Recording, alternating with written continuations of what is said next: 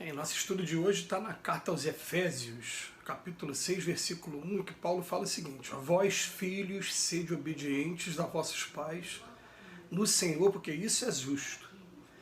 E Emmanuel vem comentar na lição 136 do livro Vinha de Luz, Filhos. Se o direito é campo de elevação aberto a todos os espíritos, o dever é zona de serviço peculiar a todos os seres da criação. Não somente os pais humanos estão cercados de obrigações, mas igualmente os filhos, que necessitam vigiar a si mesmo com singular atenção. Quase sempre a mocidade sofre de estranhável esquecimento. Estima criar rumos caprichosos, desdenhando sagradas experiências de quem a precedeu no desdobramento das realizações terrestres, para voltar mais tarde em desânimo ao ponto de partida, quando o sofrimento ou a amadureza dos anos lhe restauram a compreensão. Os filhos estão marcados por divinos deveres juntos daqueles aos quais foram confiados pelo Supremo Senhor na senda humana. É indispensável prestar obediência aos progenitores dentro do espírito do Cristo, porque semelhante atitude é justa. Se muitas vezes os pais se furtam à claridade do progresso espiritual, escolhendo estacionamento em zonas inferiores, nem mesmo nas circunstâncias dessa ordem, seria razoável relegá-los ao próprio infortúnio. Claro está que os filhos não devem descer ao sorvedouro da insensatez ou do crime por atender-lhes aos venenosos caprichos, mas encontrarão sempre o recurso adequado para retribuírem aos benfeitores os inestimáveis dons que lhes devem. Não nos esqueçamos de que o filho descuidado, ocioso ou perverso é o pai inconsciente de amanhã e o homem inferior que não fruirá a felicidade doméstica.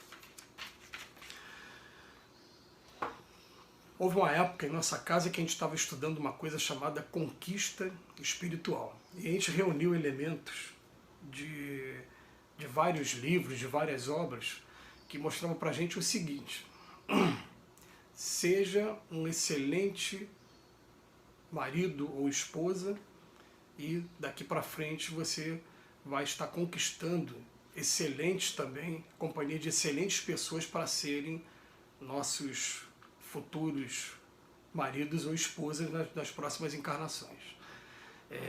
Isso como conquista. Não estou levando em consideração que às vezes o espírito, por renúncia, por missão, aceite também, como foi o caso do livro Renúncia, escrito por Emmanuel, da Alcione, que aceitou, né, já poderia estar em mundos muito mais evoluídos, mas aceitou voltar aqui para ajudar uma pessoa que era do coração dela. Então, estou falando que é conquista espiritual. Então, o que ele vem dizendo para a gente? Seja um bom filho e você terá bons filhos. Seja bons pais e você também merecerá ter bons pais. Honre o seu emprego, a sua profissão e você também terá portas abertas a outras profissões. A regra ela é clara e ela está prevista em vários postulados. Porém, uma que chama muita atenção acaba sendo essa mesmo, postura do filho com relação aos pais.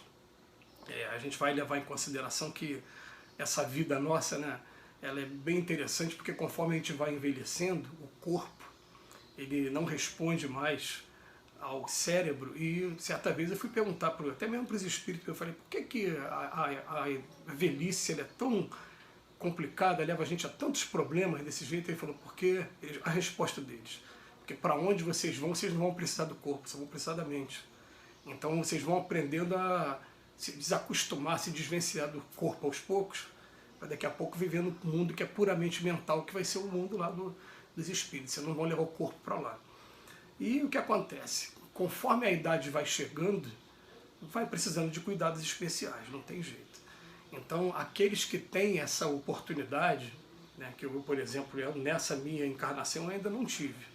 A minha mãe desencarnou cedo, sem me dar essa oportunidade de cuidar dela aqui na minha casa, e meu pai até hoje tem a sua lucidez, sua autonomia, e não me deu essa oportunidade.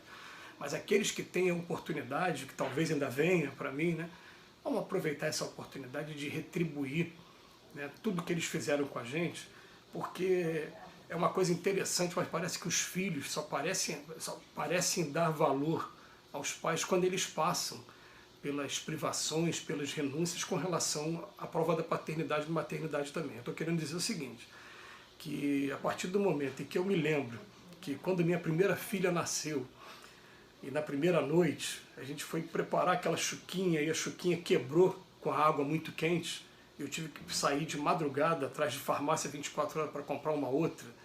A gente lembra das noites de vigília que a gente, né, teve por conta da criança estar febril, ou então ter tido algum problema, né? Minha filha uma vez caiu da cama, a gente teve que correr à noite para o hospital para ver se, né, uma marca que ficou na cabeça, enfim, esses problemas todos. Só depois que a gente passa por esses problemas todos, a gente começa a pensar, caramba, olha o que meu pai e minha mãe passaram também. Só que uma vez eu fui alertado até por eles mesmo, falar com a gente era pior, tá? Eu, por exemplo, eu tive uma filha prematura, minha primeira filha, nasceu com 6 meses e pouco de gestação. E ficou um mês na UTI neonatal. E o que acontece? Eu ia na UTI, eu entrava, eu preparava aquela mamadeira de NAN, tirava o bebê desse tamaninho, né, bem pequenininho, prematuro, botava no braço, dava mamadeira e tal. E quando eu fui conversar com a minha mãe falou, na minha época você nasceu prematuro, você nasceu com 6 meses. Eu, óbvio, você nasceu prematuro. Eu chegava na recepção lá do hospital e só perguntava, como é que está meu filho? Aí demorava um pouquinho e falava, está estável. E era a única resposta que eu tinha que voltar para casa e ficar só nas orações. Quer dizer, a nossa geração hoje está muito mais fácil. A gente não pegou a fase das fraldas de pano, né, da mamadeira feita com leite de saquinho, como era da nossa época. Hoje está tudo muito mais moderno, muito mais até aperfeiçoado em matéria de nutrientes. Mas vem dizer para a gente a gente só passa a valorizar a paternidade e a maternidade quando a gente também passa pela experiência, a gente começa a traçar o paralelo de tudo que eles passaram. Então, gente, o que o Emmanuel vem falar aqui para a gente, né? A gente não tem que ficar cobrando dos nossos pais pela falta de cuidado ainda do vigiar e orar, é falta de conhecimento evangélico, falta de tentativa da prática, de esforço na prática. A gente não tem que cobrar, a gente tem que começar a pensar no seguinte: são espíritos iguais a gente, que tem muita dificuldade também, né? E a nossa geração, pelo menos, teve uma letra de música que ficou imortalizada, de um músico chamado Belchior, que ele falava, minha dor é perceber que apesar de termos feito tudo que fizemos, nós ainda somos os mesmos e vivemos como nossos pais. Né? A gente tem a mesma coisa, a gente acha que as músicas da nossa época eram melhores, que, né, você diz que depois deles não apareceu mais ninguém. Enfim, a letra tem uma mensagem maravilhosa. E a mensagem é essa, a mensagem é que é pai e mãe, não é à toa que lá nos 10 mandamentos, que é o frontispício, né, do Evangelho, já tinha um mandamento honrar pai e mãe, principalmente na velhice dele, principalmente quando as forças físicas já não estão mais dando conta. Então, eu costumo até dizer para as minhas filhas, a gente eu costumava assistir um seriado muito bom de televisão, A Grande Família, e tinha um personagem nesse seriado que quem desempenhava ali era o Rogério Cardoso, o grande ator lá de Piraí, de Barra do Piraí, que já desencarnou. Ele fazia o papel do seu Flor, o senhor que dormia na poltrona da sala. Eu falava, eu quero ser igual o seu Flor, quero ficar pertinho de vocês e dormir na sala, mas não quero ficar longe de vocês, não. Vamos ver como é que vai ser o futuro aqui agora, né? Mas a questão é que família, a gente tem que estar junto para um dar atenção ao outro, um poder estar estendendo as mãos aos outros, e a gente poder estar fazendo o nosso papel, reconhecer que, acima de tudo, independente dos erros que tenham sido cometidos por ele, das falhas, porque normalmente no relacionamento mais próximo a gente vai ter sim, vai ter farpas, vai ter momentos bons e momentos ruins, a gente vai conhecer profundamente uns aos outros, porque fomos os que estivemos mais tempo em contato, isso não tem para onde correr. Então a gente não tem que julgar, a gente tem que aproveitar essas oportunidades que a vida vai dando para a gente e lembrar, são espíritos iguais a nós e que a vida, num processo maravilhoso, coloca daqui a pouco uma condição também de crianças, que começam a dar trabalho para a gente, começam a querer sair antes do tempo. Eu lembro que agora, se meu pai assistir isso aí, para quando começou a pandemia, ele não se aguentava ficar em casa em isolamento, ele tocava a campainha, e quando eu via, eu falei, pai, por que o senhor saiu, pai? Ele ficava todo constrangido, ainda queria ir embora. Eu falei, não, agora o senhor veio, fica aqui para almoçar com a gente, eu não queria que o senhor saísse, para não ficar se expondo aí. Mas viram criança de novo.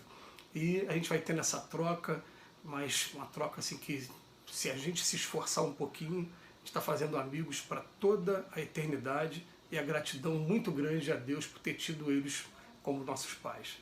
Que Jesus nos abençoe hoje e sempre.